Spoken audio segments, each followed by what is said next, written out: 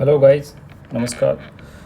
तो अब पुरानी क्लासेस में देखेंगे हमारा एक पब्लिक एडमिनिस्ट्रेशन का एक सीरीज़ स्टार्ट है जो RS 2026 जो नई वैकेंसी आई है उसके लिए स्टार्ट किया है। साथ में आप प्रिपरेशन कर सकते हैं। तो अभी आपको पता है कि जैसे प्रीलिम्स का जो डेट है 29 नवंबर को फिक्स किया है RPSC ने। तो अभी काफ़ी टाइम है, आप मेंस को टारगेट करके स्टार्ट कर सकते हैं आपकी प्रिपरेशन, बिकॉज बाद में आपको मेंस के लिए ज़्यादा टाइम नहीं मिलेगा। तो जो मेंस की टॉपिक्स हैं पब्लिक एडमिनिस्ट्रेशन, बाकी जो छोटी सब्जेक्ट्स हैं, एथिक्स है, साइंस है, तो उसको हम कंप्लीट करेंगे। तो आप पुरानी क्लास में देखेंगे जैसे हमने लास्ट क्लास में स्टार्ट किया था, approaches to study public administration. Public administration को पढ़ने के लिए क्या क्या अप्रोचेज हैं वो हमने डिटेल में पढ़ी, बिकॉज ये ऐसा टॉपिक है जिसमें से इस बार आपको 5 या 10 मार्क्स का जो बड़ा क्वेश्चन है वो देखने को मिलेगा, बिकॉज बहुत इंपॉर्टेंट टॉपिक है। तो इसको आप अच्छे से पढ़िए। लास्ट क्लास में हमने कंप्लीट किया जो ट्रेडिशनल अप्रोच है, उसके 7 मेथड्स थे, 7 थ्योरीज थी। Classical theory, scientific management theory, historical method, legal method, biographical method, subject matter method and political, ये 7 हमने कंप्लीट किए थे लास्ट क्लास में। तो आज की क्लास में हम दूसरे जो अप्रोच है मॉडर्न अप्रोच, इसमें से आपको मिलेगा क्वेश्चन, बिकॉज ये न्यू क्लासिकल थ्योरी बारे में पहले भी RS मेंस में क्वेश्चन पूछा जा चुका है। तो ये आपको अच्छे से पढ़नी है। इसमें 5-6 थ्योरीज हैं। ह्यूमन रिलेशन थ्योरी, जिसको न्यू क्लासिकल थ्योरी बोलते हैं। उसके बाद behavioural theory, system theory, ecological approach, case study theory and structural functional theory. तो ये हम 6 थ्योरी आज कंप्लीट करेंगे। तो स्टार्ट करते हैं मॉडर्न अप्रोच से। मॉडर्न अप्रोच यहाँ से है। इसका पहला जो थ्योरी है ह्यूमन रिलेशन थ्योरी, जिसको हम न्यू क्लासिकल थ्योरी या doctoral method, informal organisation theory भी बोलते हैं। ये वाले टॉपिक को आप अच्छे से पढ़िए, बिकॉज इस बार मेंस में पक्का आपको 5 या 10 मार्क्स का इसमें से पूछा जाएगा। बहुत इंपॉर्टेंट टॉपिक है, इसको अच्छे से पढ़िए। इसमें गलती होने के चांसेस बहुत ज़्यादा होते हैं। इसके सपोर्टर थे ह्यूमन रिलेशन थ्योरी के डिक्सन, वाइट हेड, रॉयथ लिसबर्गर एंड मियो और उसके कलीग्स थे। उन्होंने कुछ एक्सपेरिमेंट्स कंडक्ट किए USA में, जो जगह है हॉथॉर्न, 1924 से 1932, इसको हॉथॉर्न एक्सपेरिमेंट नाम से भी बोला जाता है। आपको ये एग्जैक्ट RS मेंस में पूछा भी जा सकता है कि हॉथॉर्न एक्सपेरिमेंट्स के बारे में बताइए। जैसे हमने लास्ट क्लास में देखा था जो मिनी ब्रुक कॉन्फ्रेंस थी, तीन जो मिनी ब्रुक कॉन्फ्रेंस थी उसके बारे में आपको अच्छे से पढ़ना है। तो वैसे ही सेम मेयो और उसके कलीग्स ने एक्सपेरिमेंट्स किए हॉथॉर्न में, जिनको हॉथॉर्न एक्सपेरिमेंट्स नाम से बोला गया। तो इस थ्योरी के क्या फीचर्स हैं, इसमें एम्फेसाइज किया गया इनफॉर्मल ऑर्गेनाइजेशंस के इम्पोर्टेंस के ऊपर। जैसे हमने लास्ट क्लास में देखा था जो क्लासिकल थ्योरी थी वहाँ पे एम्फेसाइज किया था formal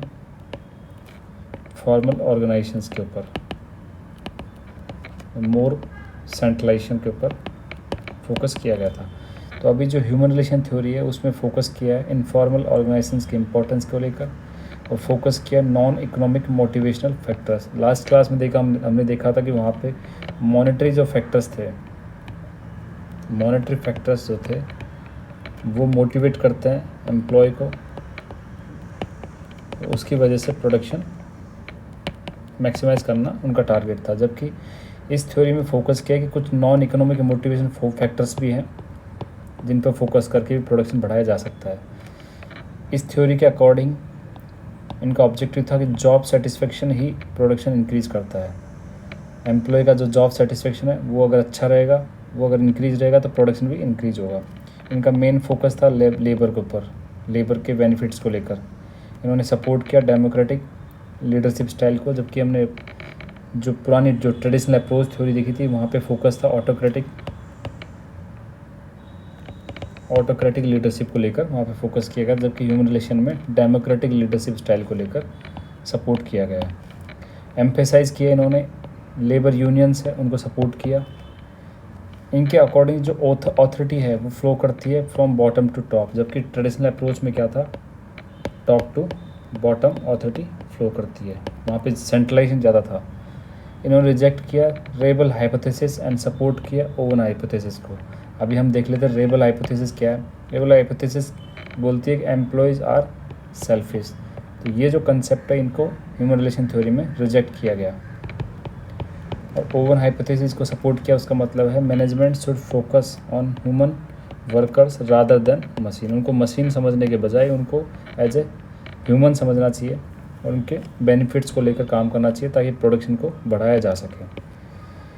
according to Mayo, an employee is a social human being rather than an economic one. तो मेयो की कुछ जो हॉथन एक्सपेरिमेंट्स के बाद जो थ्योरीज आई थी उसके फीचर स्पेस पे ह्यूमन रिलेशन थ्योरी बनी। फिर इस थ्योरी की भी कुछ क्रिटिसिज्म है, वो देख लेते हैं क्या क्रिटिसिज्म है। According to American auto works, उन्होंने बोला कि जो एल्टन मेयो था वो एक काउ सोशलिस्ट था।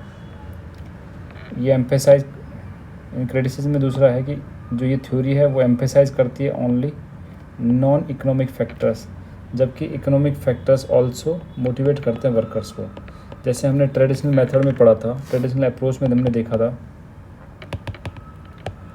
ट्रेडिशनल अप्रोच जब हमने लास्ट क्लास में आप देखेंगे तो उसमें हमने बताया था कि अगर किसी एम्प्लॉय का मॉनेटरी बेनिफिट्स करेंगे या उसको प्रमोशंस करेंगे तो उसकी वजह से वो ज़्यादा काम करेगा, अच्छे से काम करेगा और प्रोडक्शन इम्प्रूवमेंट होगा।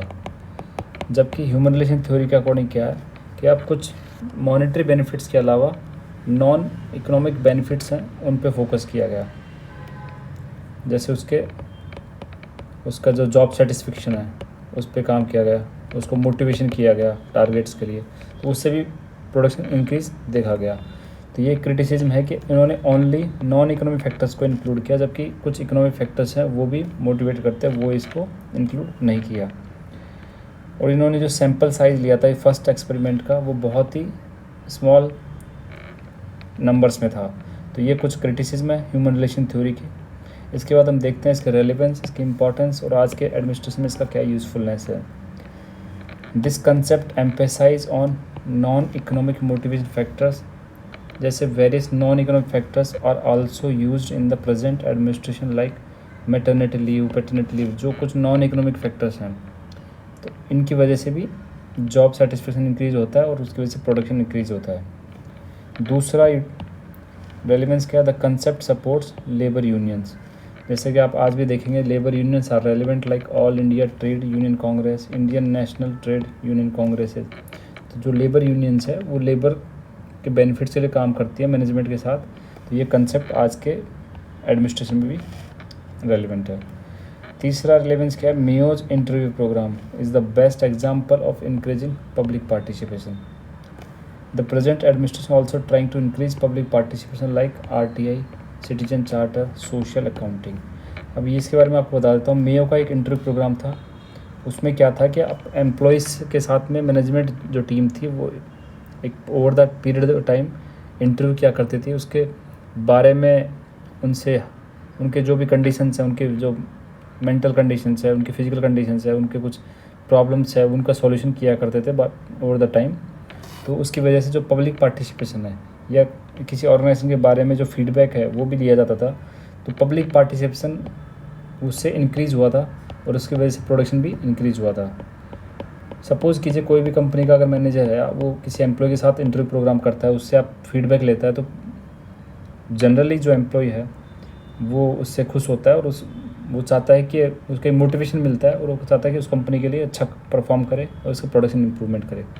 तो जो एक इंटरव्यू प्रोग्राम का जो एग्जांपल था वो आज के एडमिनिस्ट्रेशन में भी बहुत इंपॉर्टेंट है कि पब्लिक पार्टिसिपेशन एडमिनिस्ट्रेशन में बहुत इंपॉर्टेंट इसलिए है कि वहाँ से आप पॉलिसीज़ के रिगार्डिंग फीडबैक प्राप्त कर सकते हैं या कुछ भी गवर्नमेंट के जो वर्किंग है उसमें आपको कैसे इम्प्रूवमेंट लाना है। तो वो सब के टूल्स स्टार्ट किए हमने, RTI, citizen charter, social accounting, ऐसे टूल स्टार्ट किए जिसके थ्रू लार्ज पब्लिक पार्टिसिपेशन किया जा सके।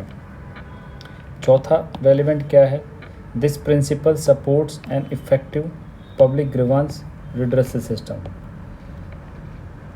जो पब्लिक ग्रीवांस रिड्रेसल सिस्टम एक प्रिंसिपल है, आपको पता होगा कि पब्लिक की जो प्रॉब्लम्स हैं उनका एक सॉल्यूशन प्रॉपर वे में निकालना है, उसके लिए एक कमीशन बनाना, एक कुछ कोऑर्डिनेशन बनाना, उसको इन्होंने सपोर्ट किया। और efforts for these have also been in made. Present administration में भी ऐसे जो प्रिंसिपल है उसको सपोर्ट करने के लिए बहुत सारे प्लेटफॉर्म्स बनाए, जैसे संपर्क portal, public service guarantee act, इनके थ्रू जो पब्लिक ग्रीवांस है उसका रिड्रेसल किया जाता है। इसके बाद नेक्स्ट है डेमोक्रेटिक लीडरशिप स्टाइल को सपोर्ट किया, जो भी consider the employee as a social human being. जो आज के एडमिनिस्ट्रेशन में रेलिवेंट है। तो ये आज के एडमिनिस्ट्रेशन में ह्यूमन रिलेशन थ्योरी के कुछ रेलिवेंस थे।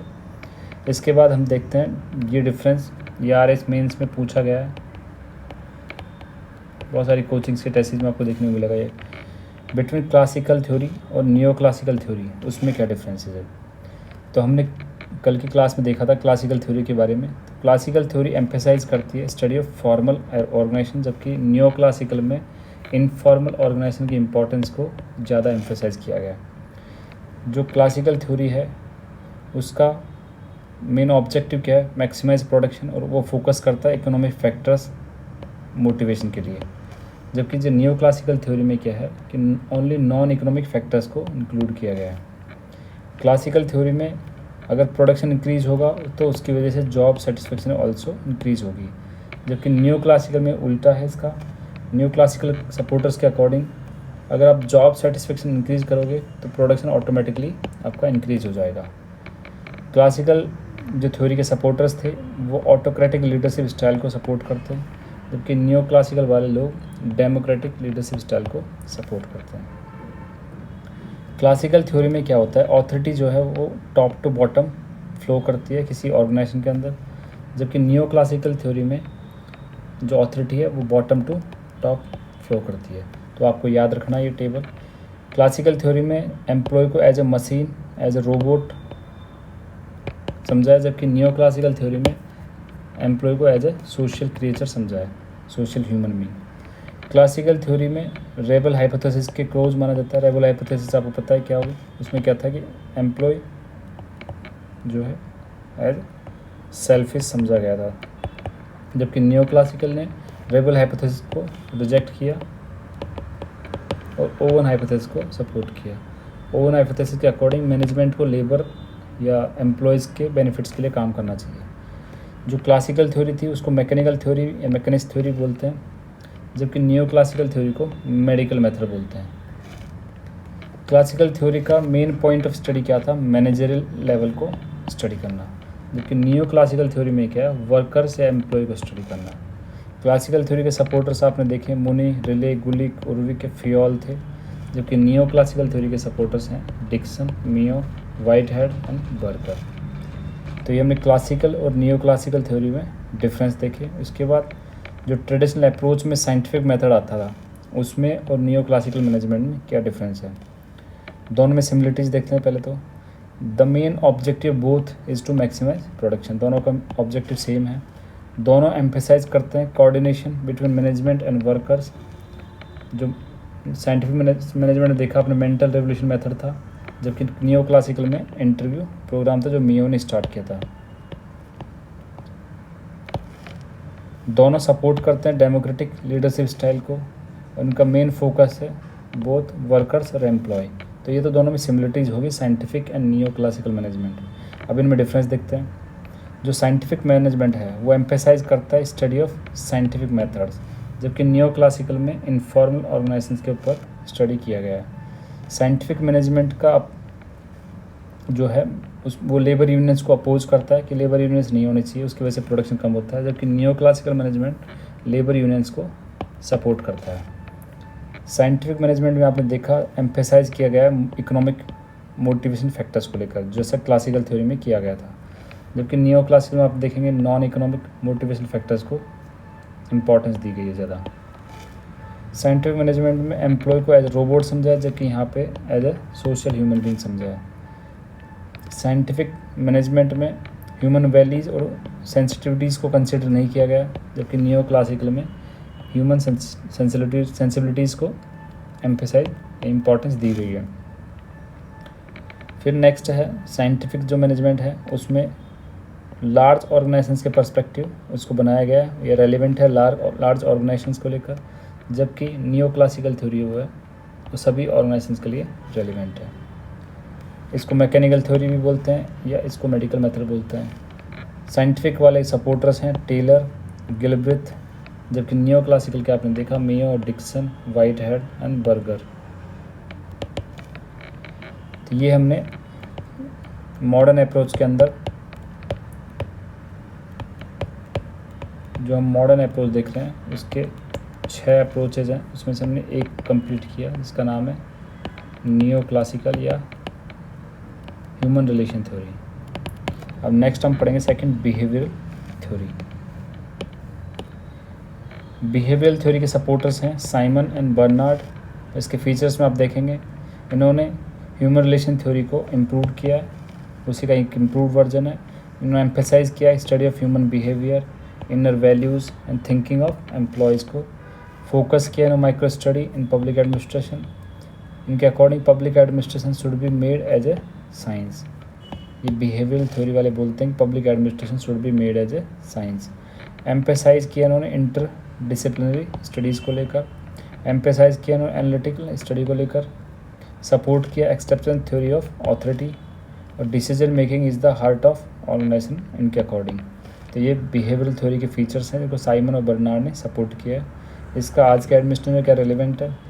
ये इंटीग्रेट करता है public administration with other social science, makes public administration practical instead of idealistic को प्रैक्टिकल बताता है पब्लिक एडमिनिस्ट्रेशन को। और ये हाईलाइट्स करता है डिसीजन मेकिंग की इंपॉर्टेंस को, एनकरेज R&D वर्क्स को पब्लिक एडमिनिस्ट्रेशन में। ये बिहेवियरल थ्योरी जो आज के एडमिनिस्ट्रेशन में रेलिवेंस है। इसके बाद हम देखते हैं कंपैरिजन ह्यूमन रिलेशन थ्योरी के बीच में और बिहेवियरल थ्योरी के बीच में। दोनों एम्फेसाइज करते हैं इनफॉर्मल ऑर्गेनाइजेशन को, दोनों सपोर्ट करते हैं एक्सेप्टेंस थ्योरी ऑफ पावर, दोनों सपोर्ट करते हैं cordial relation between management and employees. इनका ऑब्जेक्टिव है दोनों का इंक्रीज प्रोडक्शन। तो इसके बाद आप फिर डिफरेंस देखते हैं। ह्यूमन रिलेशन थ्योरी एम्फेसाइज करती है इंटरपर्सनल रिलेशनशिप अमॉन्ग एम्प्लॉय, जबकि बिहेवियरल थ्योरी एम्फेसाइज करती है behaviour, intrinsic values, mindfulness of employee. जो ह्यूमन रिलेशन थ्योरी है उसमें डिसीजंस वैल्यू बेस्ड लिए जाते हैं, जबकि बिहेवियरल थ्योरी में combinations of facts and values के डिसीजन होते हैं। HR थ्योरी सपोर्ट्स करते हैं कॉम्प्रहेंसिव स्टडी को, जबकि बिहेवियरल थ्योरी सपोर्ट्स करती है माइक्रो स्टडीज़ को। HR थ्योरी सपोर्ट करते हैं डेस्क्रिप्टिव स्टडी, जबकि बिहेवियरल थ्योरी सपोर्ट्स करती है descriptive and analytical study. Human relation theory के सपोर्टर आपको मिलेंगे मेयो, वाइटहेड, बर्गर, जबकि इसके सपोर्टर मिलेंगे आपको साइमन और बर्नार्ड। तो ये ह्यूमन रिलेशन बिहेवियरल थ्योरी में डिफरेंस देखा और सिमिलरिटीज़ देखी।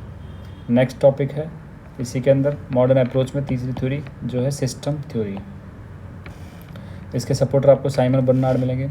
दो तरीके के सिस्टम्स होते हैं, क्लॉज सिस्टम, एक ओपन सिस्टम। क्लॉज सिस्टम वैसा जो इंटरेक्ट नहीं करता with environment, does not interact with environment. Open system वो होता है जो इंटरेक्ट करता है एनवायरनमेंट के साथ। इसके according every social structure has various systems, और हर सिस्टम के सब सिस्टम्स होते हैं और सब सिस्टम्स के कुछ स्पेसिफिक फंक्शंस होते हैं। सब सिस्टम जो होते हैं वो इंटर रिलेटेड या डिपेंडेंट होते हैं। अगर आप किसी एक सिस्टम में चेंज करोगे तो वो एंटायर सिस्टम में चेंज होता है।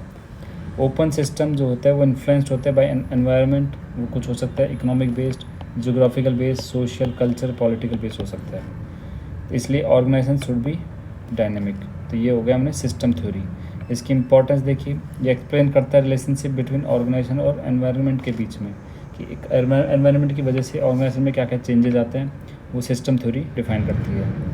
ये सपोर्ट करता है कोऑर्डिनेशन और कलेक्टिव एफर्ट्स को, एनकरेज करता है इनोवेशन एंड रिफॉर्म्स को। तो ये तीसरी थ्योरी थी सिस्टम थ्योरी। सबसे पहले हमने पढ़ी ह्यूमन रिलेशन थ्योरी, अप्रोच बोल सकते हैं। फिर उसके बाद हमने पढ़ा बिहेवियरल अप्रोच, फिर तीसरा पढ़ा सिस्टम थ्योरी। इसके बाद फोर्थ है स्ट्रक्चरल फंक्शनल अप्रोच। इसके सपोर्टर हैं गैब्रियल अल्मंड, रिक्स एंड डेविड एप्टर। इसके फीचर्स में देखेंगे आप तो every social system has different structures. दो तरह के स्ट्रक्चर्स हैं, डायरेक्ट और इनडायरेक्ट। डायरेक्ट जो विजिबल है जैसे कॉलेज, स्कूल एग्जाम्पल, और इनडायरेक्ट जो इनविजिबल है जैसे अथॉरिटी, टीचिंग स्किल्स हो गया। इसके फंक्शन है objective goals of organisation achieve करना ही स्ट्रक्चरल फंक्शनल अप्रोच के फंक्शन है। टाइप्स ऑफ फंक्शन में आप देखेंगे डायरेक्ट और लेटेंट में। डायरेक्ट जो है वो इंटेंडेड ऑब्जेक्टिव्स हो गए, लेटेंट वो अनडिजायरेबल रिजल्ट्स या अनइंटेंडेड है। तो दो तरीके के फंक्शंस हैं। इनके अकॉर्डिंग एवरी स्ट्रक्चर एक has functions. Structure and functions are complementary and inter related होते हैं। तो ये पब्लिक एडमिनिस्ट्रेशन का मॉडर्न अप्रोच का फोर्थ मेथड है। Structural functional approach. इसके बाद फिफ्थ है केस स्टडी। ये पॉपुलराइज हुई अराउंड 1930। ये स्टडी करता है specific problems from multiple perspectives and treats administrative problem as a phenomena. Consider करता है major American contribution to the public administration. तो ये केस स्टडी जो 1930s में ज़्यादा पॉपुलराइज हुई। इसके बाद लास्ट मेथड है मॉडर्न अप्रोच का इकोलॉजिकल मेथड, इकोलॉजी मेथड। ये मॉडर्न अप्रोच है पब्लिक एडमिनिस्ट्रेशन जो क्रेडिटेड की बाय IM गॉस, इनके द्वारा क्रेडिट की गई। It studies administrative problems. ये एडमिनिस्ट्रेटिव प्रॉब्लम को स्टडी करती है जो कंसिडर करती है people's attitude and environmental factors. जैसे रिक्स ने स्टडी की थाईलैंड एंड फिलीपींस में, जैसे वहाँ से दिखाया गया कैसे एनवायरनमेंट इन्फ्लुएंस करता है एडमिनिस्ट्रेटिव सिस्टम को। तो ये हमने आज कल जैसे हमने ट्रेडिशनल अप्रोच कंप्लीट की थी। 2 अप्रोच है पब्लिक एडमिनिस्ट्रेशन को पढ़ने के लिए। ट्रेडिशनल अप्रोच जिसमें 7 थ्योरी हैं, 7 मेथड है। दूसरी थी मॉडर्न अप्रोच। मॉडर्न अप्रोच में 6 मेथड्स थे, 6 पढ़े हमने। 6 में हमने पहले देखेंगे HR ह्यूमन रिलेशन थ्योरी, दूसरा बिहेवियरल थ्योरी, तीसरा का नाम है सिस्टम थ्योरी, चौथा स्ट्रक्चरल फंक्शन थ्योरी, फिर केस स्टडी, फिर छठा इकोलॉजी थ्योरी हमने कंप्लीट की। तो ये हमारी जो अप्रोचेज़ हैं पब्लिक एडमिनिस्ट्रेशन पढ़ने के लिए वो हमने कंप्लीट किया। आप याद रखिए ये जो टॉपिक है दोनों थ्योरी ट्रेडिशनल अप्रोच और मॉडर्न अप्रोच को लेकर अच्छे से आप पढ़िए। 2 बार 3 बार पढ़ेंगे तब आपको समझ में आएगा। तो इसमें से आपको 5 या 10 मार्क्स का हम ये मान के चलिए फिक्स RS मेंस में क्वेश्चन मिलेगा। ये फिक्स है, मिलेगा ही मिलेगा आपको, ठीक है। इसके आगे वाला जो पोर्शन है वो हम नेक्स्ट क्लास में देखेंगे। इसके आगे वाला टॉपिक है पावर, ऑथोरिटी, लेजिटिमेसी, रिस्पॉन्सिबिलिटी और कंसेप्ट ऑफ डेलीगेशन। ये कुछ टर्म्स हैं पब्लिक एडमिनिस्ट्रेशन में जो हम नेक्स्ट क्लास में स्टार्ट करेंगे। Thank you for now. Share कीजिए वीडियो को। Thank you.